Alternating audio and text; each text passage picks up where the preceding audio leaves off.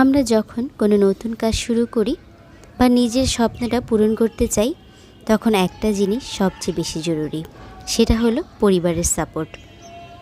সবাই বলে হার্ডওয়ার্ক করতে হয়, কনসিস্টেন্ট থাকতে হয়, কিন্তু আপনার পরিবার যদি আপনার পাশে থাকে তাহলে এই জিনিসগুলো আরও অনেক বেশি সহজ হয়ে যায়। আসসালামু আলাইকুম এভরিওয়ান, রূপালী দিনরাত্রির পক্ষ থেকে আমি রূপা আপনাদের সবাইকে স্বাগতম জানাচ্ছি আমার নতুন আরেকটি ব্লগ দেখার জন্য। ঈদের পরে শরীরে অনেক বেশি আলসেমি ধরে গিয়েছে আর ভিডিও করতে তো একদমই ইচ্ছা করছে না। তো আজকে যে ভিডিওটা শেয়ার করছি এটা হচ্ছে আমার আগের অল্প অল্প কিছু ভিডিও ক্লিপ নেওয়া ছিল, সেগুলো জয়েন করে একটা ভিডিও মেক করেছি। আর বাসায় ঈদের পর থেকেই গেস্ট আছে, এর জন্য তেমনভাবে সুযোগ করে উঠতে পারছি না, কারণ সব কিছু মিলিয়ে রুটিনটা আগের মতন এখনও সেট করে নিতে পারছি না। এর জন্য কিন্তু time to time video share করতে পারছি না, এমনকি ভিডিও করতেও পারছি না। এখানে আমি ব্রাউনি বানিয়েছিলাম। আমি না কখনো ব্রাউনি আইসক্রিম দিয়ে খেয়ে দেখিনি, কারণ মিষ্টি জিনিস তো খুব একটা পছন্দ না, কিন্তু বানাতে খুব ভালো লাগে। তো আজকে চিন্তা করলাম যেহেতু ব্রাউনি বানিয়েছি আর বাসায় আইসক্রিম ছিল, তো আইসক্রিম দিয়ে আমি ব্রাউনিটা খেয়ে নিচ্ছি। তা আমার কাছে তো ভীষণ ভালো লেগেছে। ব্রাউনিটা ফ্রিজে ছিল, তো আমি একটু ওভেনে গরম করে নিয়েছি।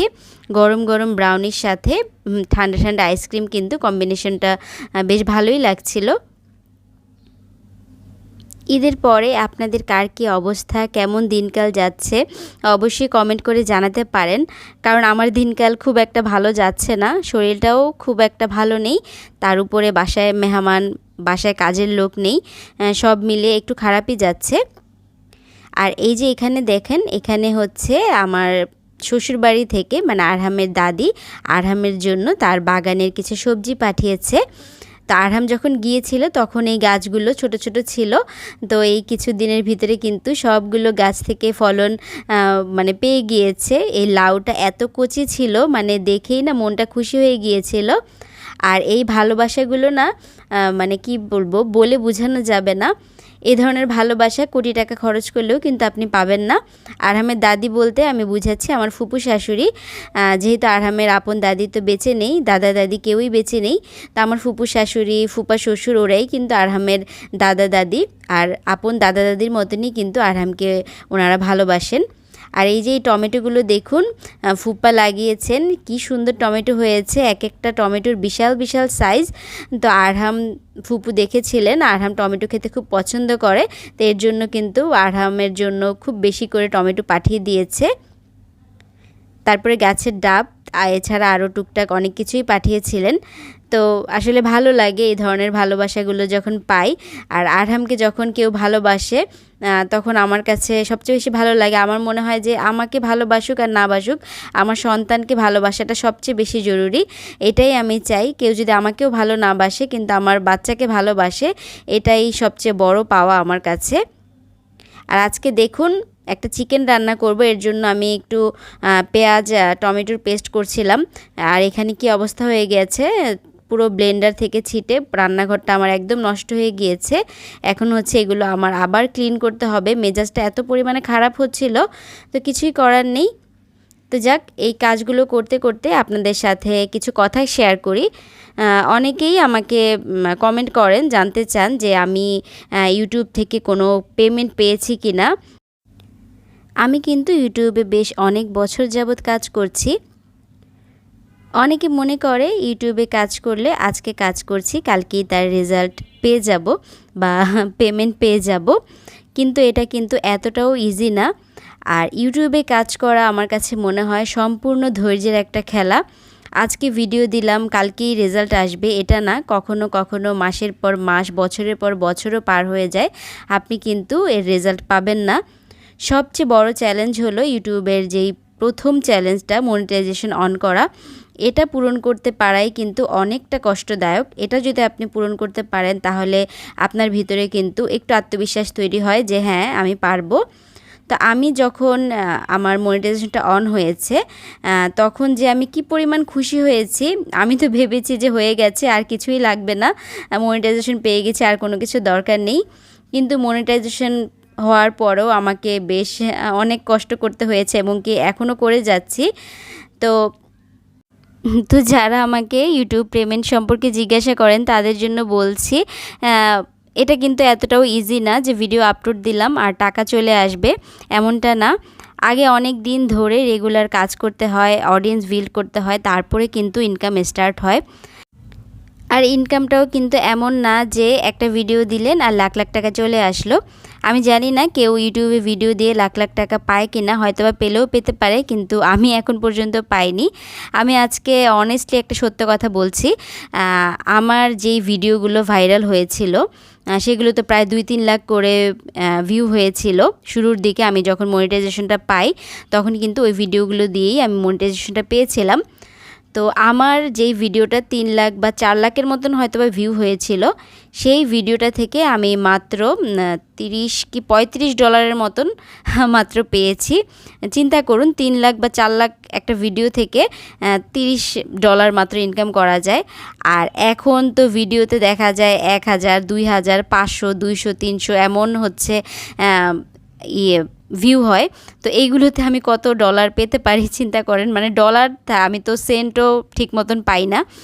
তো তারপরেও যেহেতু আপনারা জানতে চান আমি পেমেন্ট পেয়েছি কি না, তো ইনশাল্লাহ আপনারা যদি সাথে থাকেন আর আপনাদের সাপোর্ট যদি সবসময় পাই, তাহলে খুব শীঘ্রই কিন্তু আমি ইউটিউব থেকে একটা পেমেন্ট পেতে পারি। যদি আপনাদের সাপোর্ট পাই তো দোয়া করবেন আমার জন্য, কারণ পেমেন্টটা বড় কথা না। ইউটিউবে যে কাজ করি না, এটা আমার জন্য অনেকটা থেরাপির মতন কাজ করে। ইউটিউবে যদি আমি একটু টাইম টু টাইম ভিডিও দিতে না পারি, আমার কাছে না খুব ফ্রাস্ট্রেটেড লাগে। কিন্তু যখন আমি একটা ভিডিও দেই বা একটা ভিডিও মেক করি, তখন ওই জিনিসটা না আমি অনেক আনন্দের সাথে করি, ভালো লাগা থেকে করি। তো এই জিনিসটা আমাকে পরবর্তীতে কাজ করার জন্য অনেক বেশি মোটিভেট করে। আর ওই যে বললাম না, যে কোনো কাজ আমার কাছে, মানে ইউটিউবের কাজটা আমার কাছে থেরাপি মনে হয়। ইউটিউবে ভিডিওটা করলেই আমার কাছে মনটা ভালো হয়ে যায়। আর যখন ভিডিও আপলোড দিই তখন মনটা আরও বেশি ভালো হয়। ভিউ কম হোক বেশি হোক এটা আমার কাছে ম্যাটার করে না, আমি এখানে কাজ করি ভালোবেসে। হ্যাঁ, এখান থেকে যদি আমি কিছু পাই সেটা তো হচ্ছে আমার বোনাস পয়েন্ট, কিন্তু এই যে আমি 1-2জন আপু বা যারা আছে দেখে আমাকে যতটুকুই ভালোবাসে, আমি জানি তারা মন থেকেই ভালোবাসে। তো এইটুকুই কয়জনে পায় বলেন? তো এটা যে পেয়েছি এটাই আলহামদুলিল্লাহ অনেক। আর এই ভালোবাসা থাকলে ইনশাল্লাহ আমি ইউটিউবের পেমেন্টটাও খুব শীঘ্রই কিন্তু পেয়ে যাব। আর পেলে তো অবশ্যই আপনাদেরকে জানাবো। আর যারা নতুন নতুন ইউটিউবে কাজ করছেন তাদের জন্য বলছি যে হাল ছেড়ে দিবেন না, ধৈর্য নিয়ে কাজ করে যান। আর অবশ্যই একটু কোয়ালিটি সম্পন্ন ভিডিও মেক করার চেষ্টা করবেন, যেটা হচ্ছে সবাই পছন্দ করবে বা ভালোবেসে দেখবে। আর অবশ্যই ভিডিওতে যাতে নতুনত্ব কিছু থাকে এরকম কিছু করার চেষ্টা করবেন, তাহলে দেখবেন ইনশাল্লাহ আপনিও একদিন এখান থেকে সফলতা পেয়ে যাবেন। ইউটিউবে কাজ করার ক্ষেত্রে আমার কাছে মনে হয় কি সবচেয়ে বেশি প্রয়োজন ধৈর্য, আর তার থেকেও বেশি প্রয়োজন পরিবারের সাপোর্ট। কারণ পরিবারের সাপোর্টটা যদি না থাকে কোনো কাজই কিন্তু সহজ হয় না। আর যখন আপনার সাথে পরিবারের সাপোর্ট থাকে তখন সেটা অনেক বেশি ইজি হয়ে যায়। আমার শাশুড়ি মা যখন বেঁচে ছিলেন এই জিনিসটা আমি অনেক বেশি পেয়েছি। আমার শাশুড়ি মা এতভাবে আমাকে সাপোর্ট করতো এই ইউটিউবে কাজ করার জন্য। একদিন ভিডিও না বানালেই মা পিছনে লেগে থাকতো যে ভিডিও বানাচ্ছ না কেন, বানাও। যতটাই ভিউ আসুক, 5টা-10টা ভিউ আসুক, তাও তো ভিউ হচ্ছে আর ভালো লাগে, আমরা তো দেখতে পারি, এরকম কথা বলতো। তো এই জিনিসগুলো অনেক বেশি মিস করি। আর আমার বাবাও সাপোর্ট করে, কিন্তু আমার শাশুড়ি মা যেভাবে আমাকে পুশ করতো সেই পুশটা সে করে না, কারণ সে তার নিজের কাজেই ব্যস্ত থাকে। তার যখন সময় সুযোগ হয় তখন হয়তো বা 1-2টা ভিডিও দেখে, এছাড়া খুব একটা দেখার সময় সে পায় না। কিন্তু তারপরেও ভালোবাসি এই কাজটা করতে, তাই ভালোবেসেই কাজগুলো করে যাচ্ছি। তো আপনাদের সাপোর্ট তো এখন পর্যন্ত পেয়ে যাচ্ছি, ইনশাল্লাহ ভবিষ্যতে আরও বেশি সাপোর্ট দিবেন এটাই চাইবো আপনাদের কাছে। আর আমি চাই ভালো কোয়ালিটি সম্পন্ন কাজ করার জন্য। তো যতটুকু পারি আমার সামর্থ্য অনুযায়ী চেষ্টা করি সে ধরনের কাজগুলি উপহার দেওয়ার জন্য। হ্যাঁ, এর চাইতে অনেক ভালো ভালো কাজ কিন্তু আপনারা দেখেন। তো আমি হয়তোবা অতটা ভালোও হয়তোবা করতে পারি না, কিন্তু আমি চেষ্টা করি সবসময় ভালো কাজ করার জন্য। তো আশা করব আমার পাশেই থাকবেন। আর যারা ওই পেমেন্ট সম্পর্কে জানতে চেয়েছিলেন তারা হয়তোবা উত্তরটা পেয়ে গিয়েছেন। তো অনেক কথা বলেছি, ভিডিও রিলেটেড কোনো কথাই বলিনি। এই ভিডিওটা কিন্তু রোজার সময়ের একটা ভিডিও।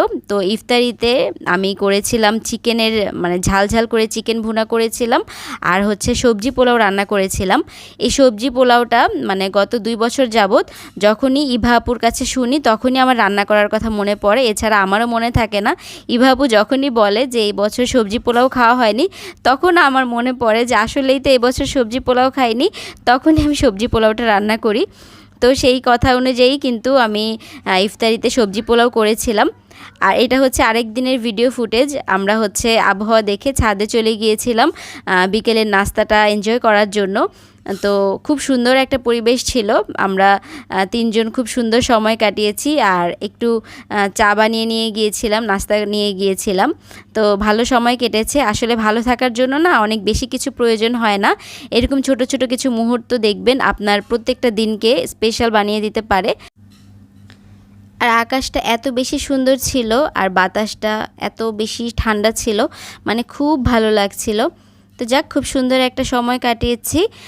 মাঝে মাঝে ছাদে যেতে ইচ্ছা করে, কিন্তু ছাদে না এত বেশি গাছপালা লাগানো আর খুব একটা পরিষ্কার পরিচ্ছন্ন না যে ছাদে গিয়ে একটু সময় কাটানো যাবে।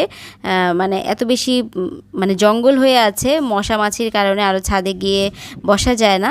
তো আজকের মতো এখান থেকেই বিদায় নিয়েছি। সবাই ভালো থাকবেন, সুস্থ থাকবেন। আল্লাহ হাফেজ, আসসালামু আলাইকুম।